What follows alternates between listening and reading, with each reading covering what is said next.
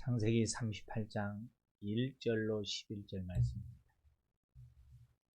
제가 가지고 있는 성경은 구약 성경 59페이지입니다. 창세기는 성경 제일 앞에 있는 성경이고요.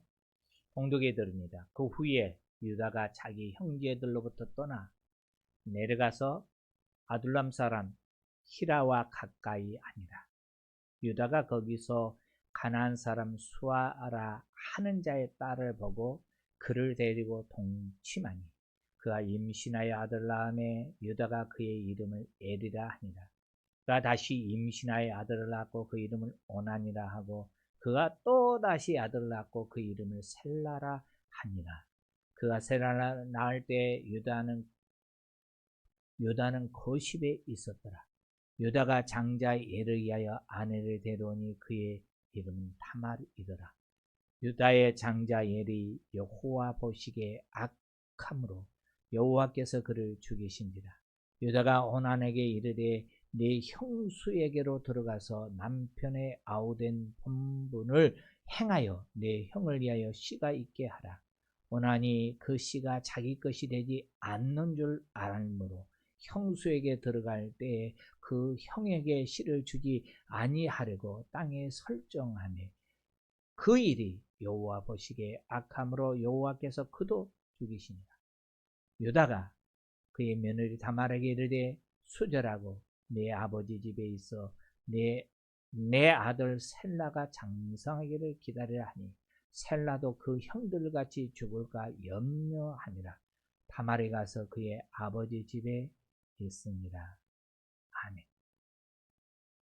말씀을 들어가기 전에 우리 한번 정확하게 한번 다짐을 해보고 또 내 심령 속에 내 영혼에게 내 자신에게 답을 한번 해봤으면 좋겠습니다.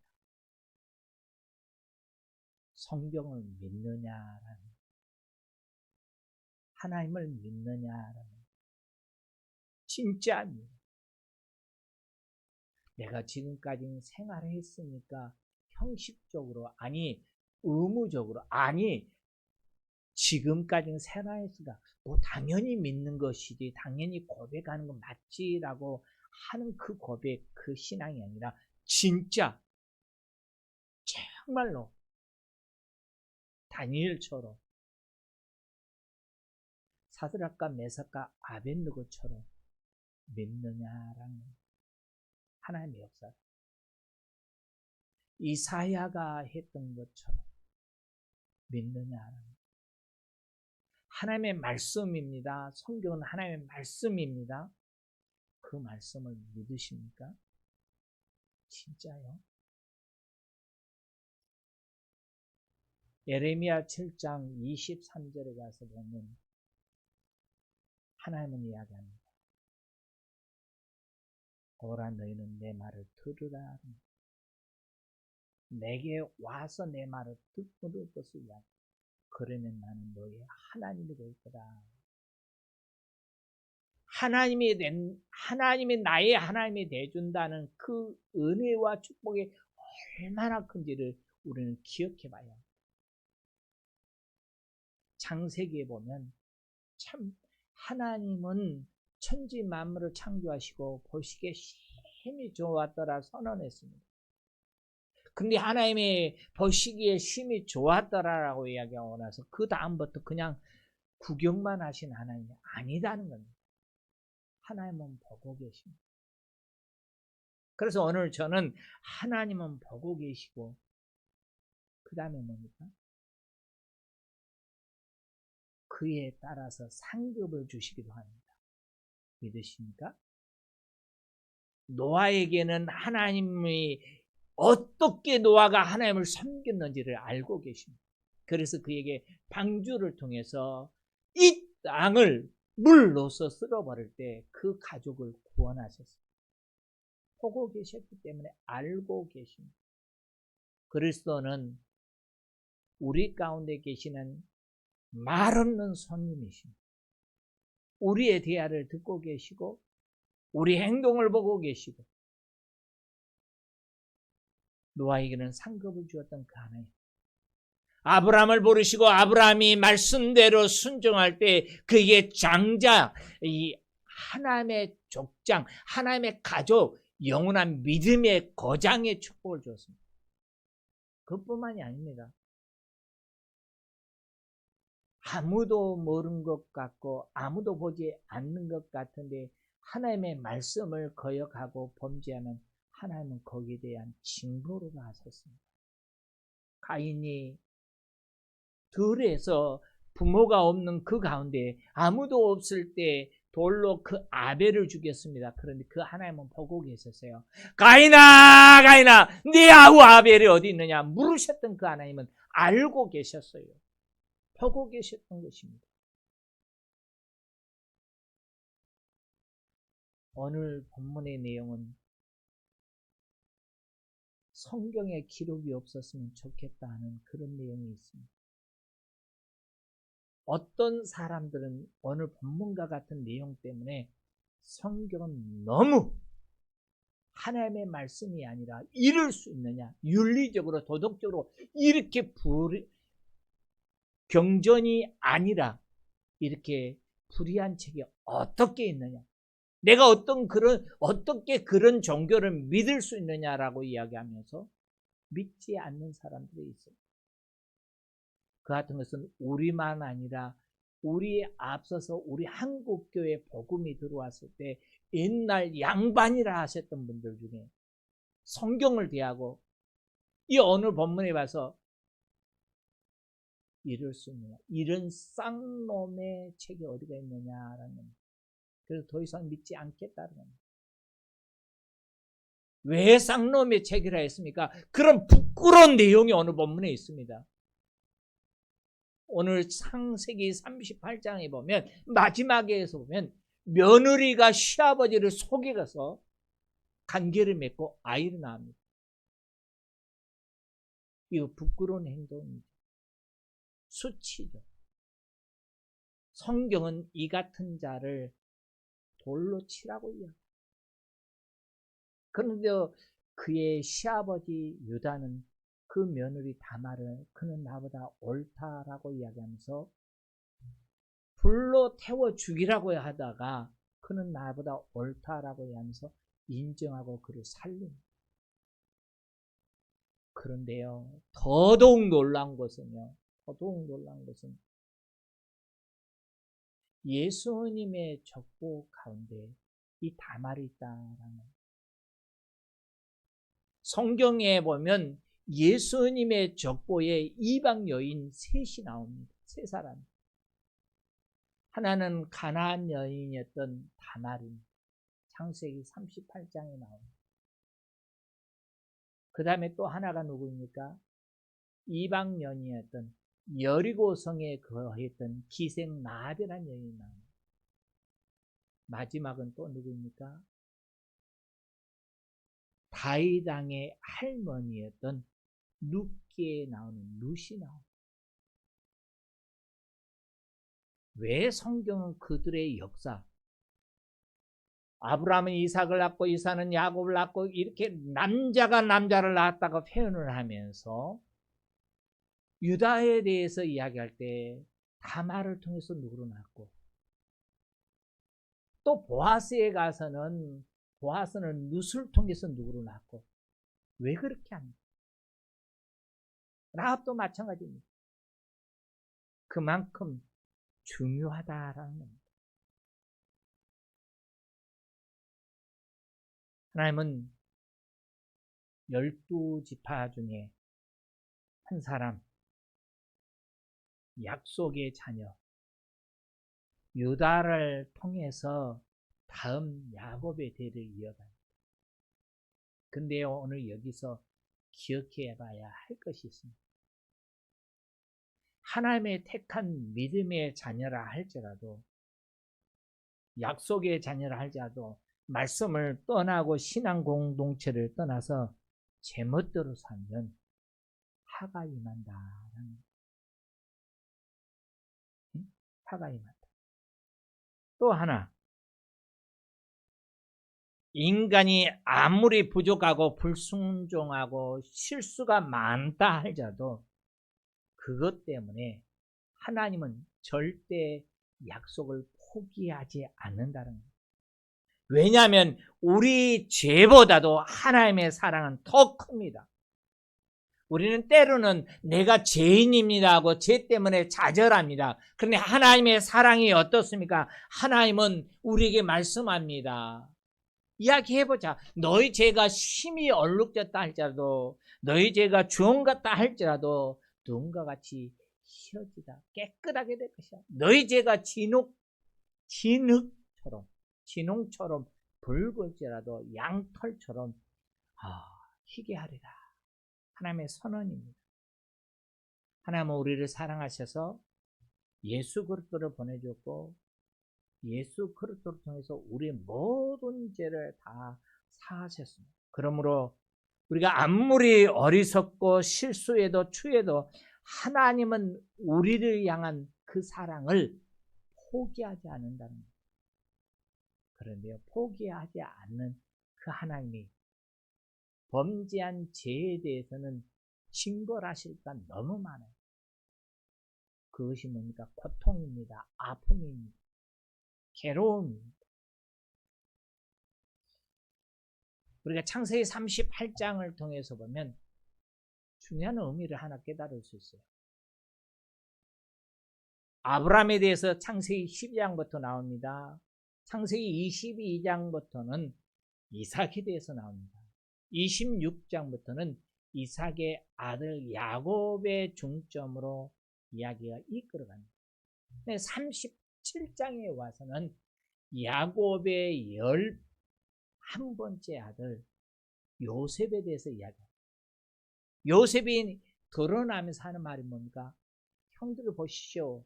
내가 꿈을 꾸었더니 어제 저녁에 꿈을 꾸었는데 내 뱃단 일어서더니 형의 뱃단이 와서 내게 절합디다. 꿈쟁이죠. 그 다음에 또 뭐죠?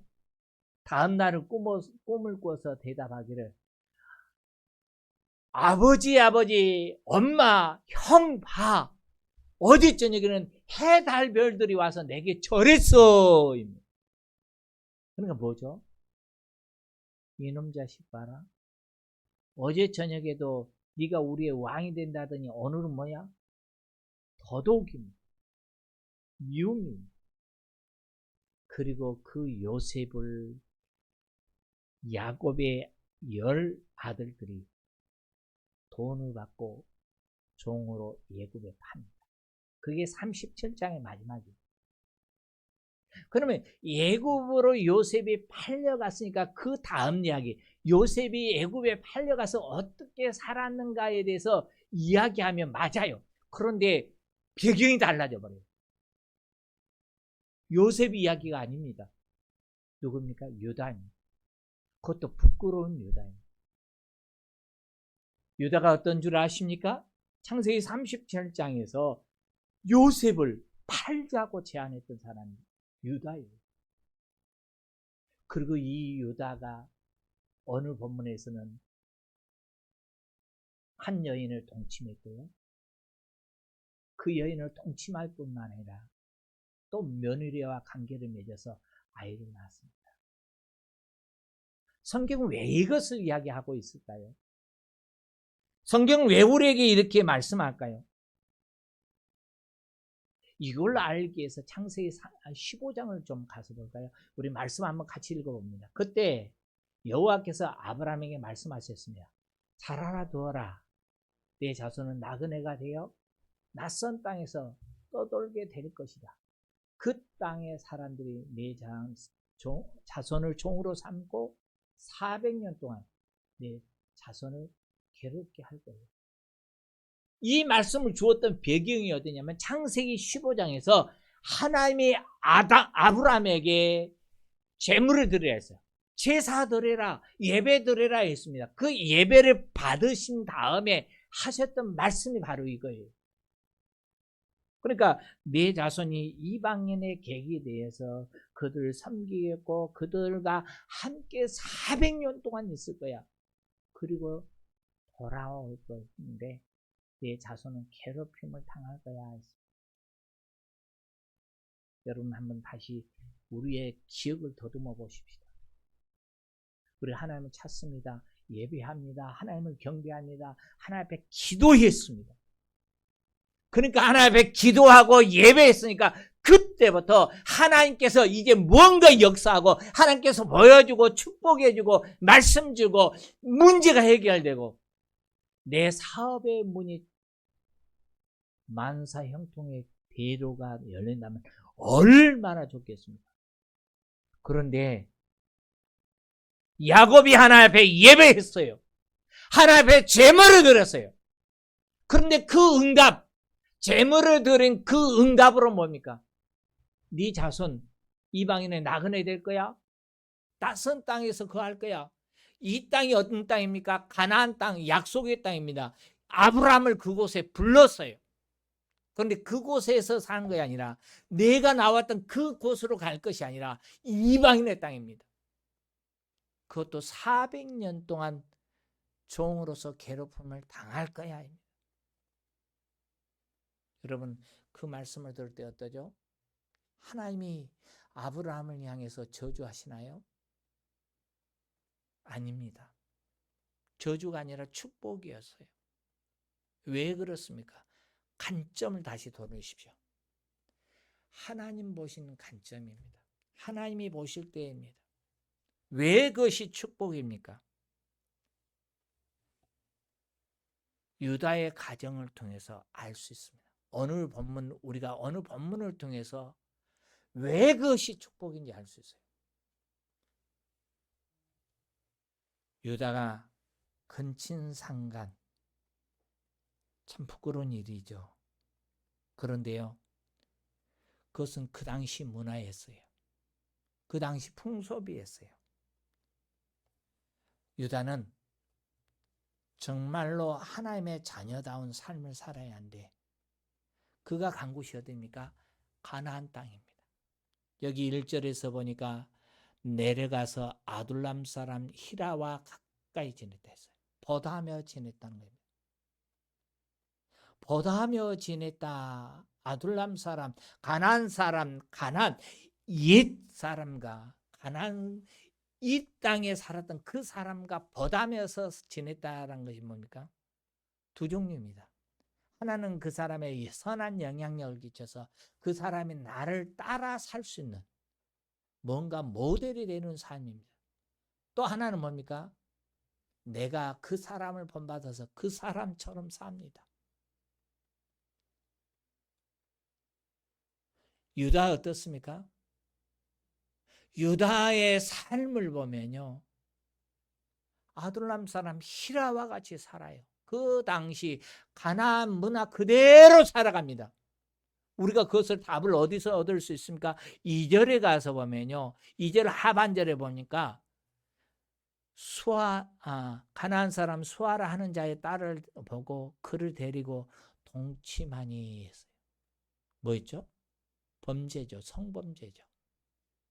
마치 34장에서 그의 여동생 디나가 세겜 땅에서 성폭행 당하듯이 그러한 일을 저지릅니다. 왜 그렇습니까? 그 당시가 그랬어요. 사람들 그같이 살았어요. 그대로 산 겁니다. 유다에게 있어서 문제가 뭐였습니까? 형제들을 떠난 것이 문제였습니다. 유다의 형제들 헤브론을 중심으로 살아갑니다. 그런데 유다는 헤브론 형제들 중심으로 뭉쳐서 사는 것이 아니라 가나안 사람을 따라 삽니다. 이게 유다의 가정의 불행에 닥친 원인입니다.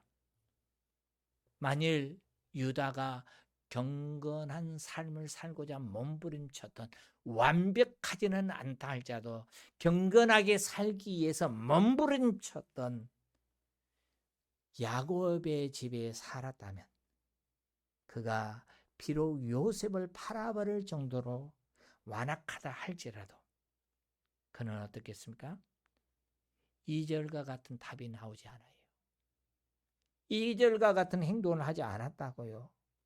그가 보고 그를 취하여 동침하지 않았을 것입니다. 왜냐하면 그에게는 형제들이 있잖아요. 아버지가 있잖아요. 지적해 주잖아요. 우리는 유다의 이런 모습을 통해서 믿음의 성도가 누구와 함께 하냐는 겁니다. 우리가 살아가는 세상이 어떤 세상입니까? 세상은 죄악이 가득한 세상입니다. 이러한 세상 가운데서 우리가 살 수 있는 힘이 무엇입니까? 그리스도입니다. 그리스도인으로서입니다. 우리 예수님께서 친히 이 땅에 오셔서 세우신 게 뭡니까? 교회입니다. 교회는 성도가 함께 모여서 격려하고 서로를 위해서 기도해주고 그들이 잘못된 길로 갈 때 바른 길로 인도해 주는 것이 교회입니다. 물론 교회가 완벽하냐? 그렇지 않습니다. 완벽하지 않습니다. 그럴지라도 교회에서 함께 모여 기도하고 함께 모여 격려하고 함께 모여서 떡을 떼고 바로 세워줘야 합니다. 그게 교회입니다. 공동체입니다. 신앙의 공동체입니다. 아브라함의 조카 롯이 소돔과 고모라 성에 들어가 삽니다.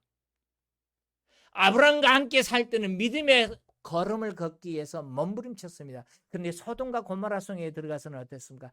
그 성의 사람들처럼 살아가 동화되어 버린 겁니다.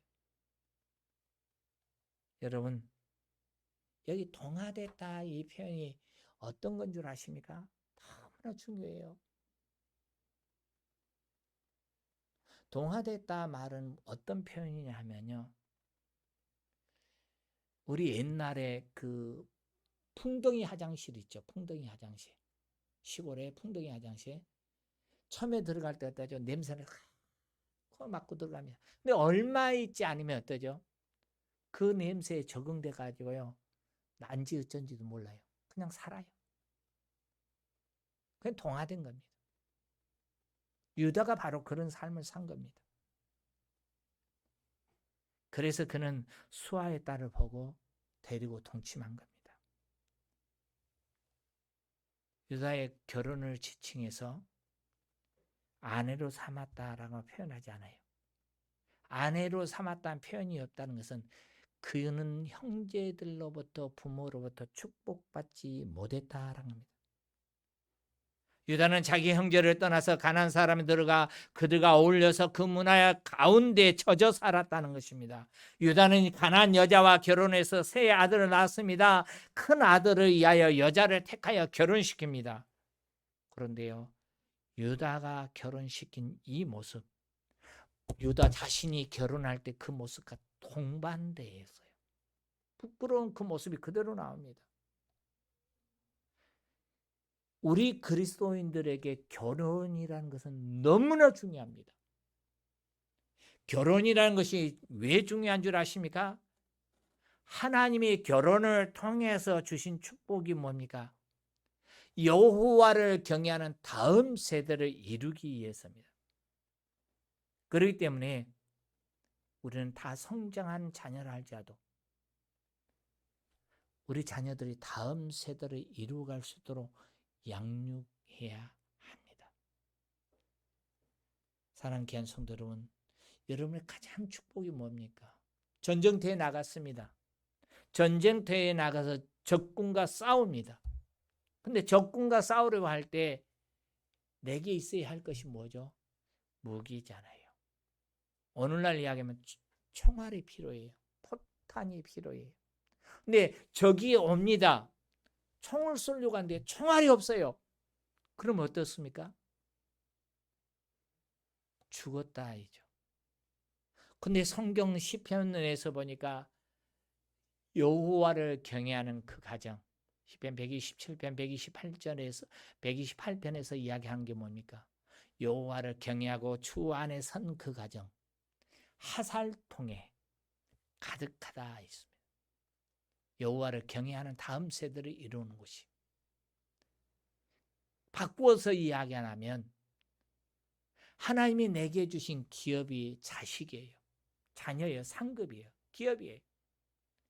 근데 그 자녀들이 믿음 가운데서 하나님이 주신 비전 가운데서 살아가면 부도나지 않지만은 자녀들이 하나님 없이 살아가면 어떻습니까?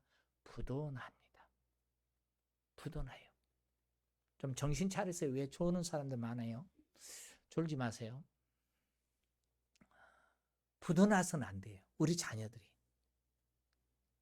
여러분, 자녀는 이 땅에서만 살 것이 아니에요.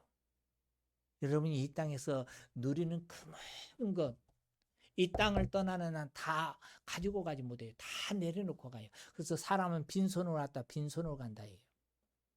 그런데요, 자녀만큼은 어떻습니까? 자녀만큼은. 어떤 사람은 먼저 보내기도 합니다. 어떤 사람은 내가 간 다음에 나중 오게 되고 만나게 될 겁니다. 여러분의 사랑하는 자녀가 어디에 서기를 원하십니까? 그날에 고통스러운 음부에서 통고가 하는 것을 보고 싶습니까? 아니면 여러분이 믿는, 여러분이 신뢰하는, 여러분이 바라고 있는 그 하나님의 나라에 함께 살기를 원하십니까? 그곳에는 영원히 살 것인데요. 우리 자녀 교육 똑바로 시키십시다. 우리 잊지 말아야 할 것이 있습니다. 자녀들을 향해서 결혼시킨다는 것이 얼마나 중요한지 아십니까? 아브라함이 그의 늙은 종에게 부탁해서 당부했던 것이 뭡니까? 너는 이 땅 가나안 여인 중에서 내 아들의 아내를 택하지 말고 내 고향, 내 친척에게 가서 아내를 택해오라는 겁니다. 왜 그렇습니까? 분명한 답이 있어요. 이삭과 리브가가 야곱을 그의 외삼촌, 그러니까 리브가가 자기 오라버니 집으로 야곱을 보내면서 하는 말이 뭡니까? 너는 가나안 여인 중에서 아내를 택하지 말라. 그리고 내 오라버니의 딸들 중에서 아내를 택하라 했습니다. 왜 그랬습니까? 이삭에게 있는 두 아들, 에서가 누구를 택했습니까? 가나안 여인들을 택하였어요. 에서가 택했던 그 가나안 여인들이 이삭과 리브가에게 큰 근심거리가 됐다 했습니다. 사랑하는 귀한 성도 여러분, 우리 그런 말이 있죠. 사람이 잘 들어와야 그 집이 복되다라고 이야기합니다. 맞는 것 같아요. 왜 이렇게 믿음의 사람들이 싸움을 하고 영적으로 거듭나기를 갈망하면서 몸부림쳤던 것이 뭡니까? 몸부림치며 또 몸부림쳤던 것 중에 하나가 무엇입니까? 자녀들을 결혼을 시킬 때 믿음의 사람을 택하기를 원했습니다. 그런데 오늘날은 어떻습니까? 우리의 자녀들이, 딸들이 남편감이라고 데려온 그 남자가 사자 들어가면 참 좋죠. 목사도 사자인데 좋아하시나요? 의사면 좋고 변호사면 좋고요. 그 좋아하죠. 또 큰 부자면 더더욱 좋죠. 여러분 좋지요? 할 수 있으면 그렇게 하면 더 좋겠습니다. 근데 가장 중점이 뭡니까? 결혼을 하면서 가장 중심이 되어야 할 것이 뭡니까? 하나님을 경외하는 자녀입니다. 왜 그렇습니까? 그 당시 결혼이란 게 뭐였습니까? 다른 족속과 결혼한다는 것은 단순히 혼인을 맺는다는 결합이 아닙니다. 두 사람이 합해서 결혼을 하게 될 때 종교와 문화에 서로 하나입니다. 그렇기 때문에 유다가 가나안 여인과 결혼하면 가나안에 있는 우상을 섬겨드린 것과 같아요. 영접하는 것과 같아요. 타락입니다. 혹이라도 우리의 자녀들이 내가 좋아하니, 내가 보기에 좋아하니 해서는 안 돼요. 삼손이 왜 타락된 줄 아십니까? 왜 하나님의 말씀을 거역하고 그가 하나님이 주신 비전을 잃어버렸습니까? 이유가 뭡니까? 이스라엘도 너와 결혼할 여자가 얼마든지 있다는 겁니다. 그런데 삼손은 뭐라 합니까? 아닙니다, 아버지. 내가 저 여자를 좋아합니다. 저 여자를 내게 데려와 주세요. 내가 그와 결혼하고 싶습니다 하는 겁니다. 단순한 결혼이 아니에요. 남녀의 결합이 아니다고요. 무엇입니까? 그 문화 가운데 들어가 버린 거예요. 하나님의 자녀들이 사람의 딸들을 택하였을 때 나타나는 현상이 뭡니까? 노아 홍수가 왜 그런 줄 아십니까? 하나님의 아들들이 사람의 딸들, 자기가 보기에 아름다운 여인들을 택하였습니다. 그 여인들을 택하여서 아내를 맞은 걸로 끝났습니까? 그들과 함께 행음을 하고 그들과 함께 살아가고 그들과 함께 하나님을 잃어버리고 우상 앞에 숭배했던 결과입니다. 우리가 이 답을 더 정확하게 답을 찾을 수 있습니다. 다윗의 아들 솔로몬입니다. 그는 지혜의 왕입니다. 그는 많은 은혜를 받았고 축복을 받았던 사람입니다. 그랬던 그 솔로몬이 하나님이 그에게 주었던 그 모든 것을 잃어버리고 이방 여인들을 택해서 많은 부인들 첩을 두었을 때 그는 어떠했습니까? 그 후궁들로 인하여서 우상을 받아들였고요. 결국이 뭡니까? 그 아내들이 자기들의 신에게 향을 피우고 제물을 바쳤다 했어요. 솔로몬과 함께예요. 결국이 뭡니까? 그 나라가 나눠진 것입니다. 그렇다면 믿음의 귀한 성도 여러분, 오늘 내가 결단을 하고 오늘 내가 행동해야 하고 오늘 내가 내 자녀들에게 몸부림쳐야 할 것이 무엇입니까? 오늘 말씀은 1부는 여기서 하고 2부는 이따 오후 시간에 할 거예요. 하다 보니까 반절도 못 했는데 이제 시간 다 가버렸어요. 그래서 2부는 오후 시간에 할래요. 말씀을 정리해 보십시다.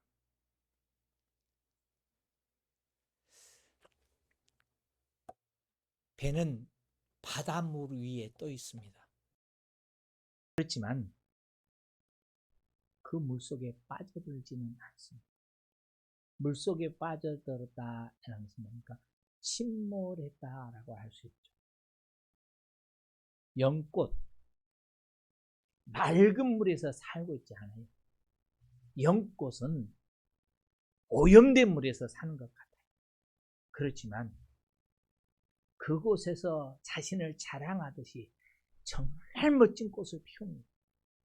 성도, 우리는 그리스도인이기 때문에 그리스도인 성도는 따로 성도들만 살 수 있는 그곳, 거룩한 곳, 시온성에 들어가서 살라 성경은 이야기하잖아요. 잘못 주장하는 그 사람들이 이단들이 빠진 곳이 뭡니까? 우리끼리 생활하자라고 하는 게 어디입니까? 그와 같은 것이에요. 그래서 전도관문에서 하는 것이 저그들끼리만 살겠다고 갔어요. 타락이 거룩한 삶이 아니에요. 하나님이 우리를 부르시되 너희는 산속에 들어가서 나와 교제하고 기도하는 사람으로 서라 라고 이야기하잖아요. 너희는 세상의 소금이다. 너희는 세상의 빛이다 라고 이야기했어요. 우리가 살아가야 할 곳은 세상이에요. 우리가 살아가야 할 곳은 죄가 있는 곳이라고요. 그렇지만 우리는 죄악에 물들어서는 아니 됩니다. 우리는 어떻게 살아야 합니까?